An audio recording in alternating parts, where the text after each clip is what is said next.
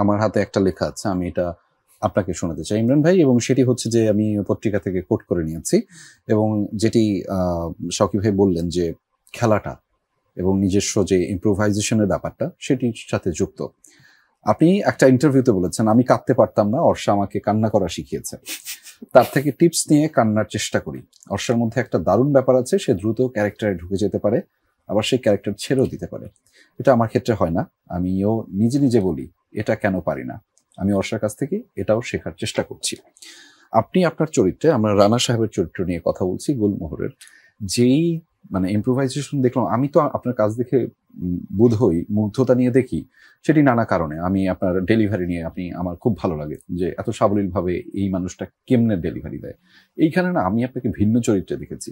মানে কি নিয়েছেন, মানে এখানে যে আমি এই লাইনটা পড়লাম, এটা হচ্ছে গিয়ে আপনি ইনপুটটা নেন বিভিন্ন জনের কাছ থেকে, সেটা হোক অর্ষা হোক, সেটা বর্ষা হোক, কেউ একজন হোক, আপনি ইনপুটটা নেন। এটা অভিনেতার জন্য এটা অনেক, মানে কি করেন আসলে? এটা একটা মানে সেলফ মেজারমেন্ট প্রসেস আসলে এক ধরনের। এটা ট্রু যে অর্ষার কাছ থেকে এটা আমি শেখার চেষ্টা করতেছি অনেক দিন হলো আর কি, দীর্ঘদিন ধরে আমি চেষ্টা করছি। উনি এত দ্রুত ক্যারেক্টারে ঢুকে যান, এত দ্রুত ক্যারেক্টারটাকে ছেড়ে দিতে পারেন, এত দ্রুত। সুষমাদের ক্ষেত্রে এটা আমি দেখলাম যে অনেক দ্রুত উনি কেঁদে ফেলতে পারেন। হ্যাঁ, তো এটা আমার জন্য খুব টাফ লাগতেছিল আর কি। আচ্ছা, বাট গুলমোহরের ক্ষেত্রে যখন ডিরেক্টর বলে দিলেন যে আপনি রিল্যাক্স থাকেন, আপনার খুব কিচ্ছু করতে হবে না, আপনি রিল্যাক্স থাকেন, হয়তোবা এই রিল্যাক্স থাকার কারণেই হয়তোবা এইবার আমি ওইটা না এক্সপেরিমেন্টটা করে দেখার সুযোগ,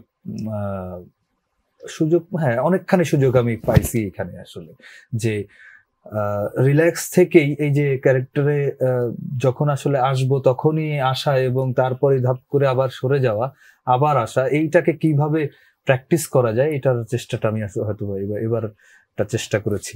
সেই চেষ্টাটা কি আসলে ওই যে আমরা ট্রেনের একটা বগির মধ্যে, পরিত্যক্ত একটা বগির মধ্যে যে আপনাদের সিনটা দেখেছি, দুই ভাই একটা বিষয়ে মারামারি করছে, পুরোটা হয়তো বলছি না, সেটার মধ্যেও আপনার যে এই যে কি বলে ট্রানজিশনটা বলে যে চরিত্রের, এবং আপনি একটা সময় ক্রোধ, সেখান থেকে কান্না, মানে এটার কি এটার ইম্প্যাক্ট ওইখানে?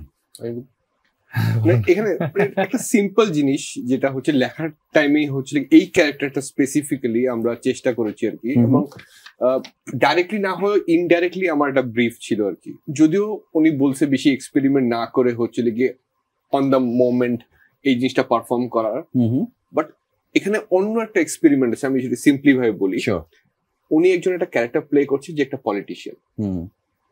এখন আমি যদি কোনো গল্প না দিয়ে তাকে বলি আপনি একটা পলিটিশিয়ান প্লে করছেন যে খারাপ, প্রথম পলিটিশিয়ান মাথায় আসলেও খারাপ মনে হইতে পারে, বাট হচ্ছে গিয়ে সে হয়তো জিজ্ঞেস করবে না ভালো না খারাপ, বাট পলিটিশিয়ান মানে একটা পার্টিকুলার অটোমেটিক আপনার ভিতরে হচ্ছে গিয়ে অ্যাক্টর হিসাবে আপনি জানেন কি কি করতে হয়। রাইট।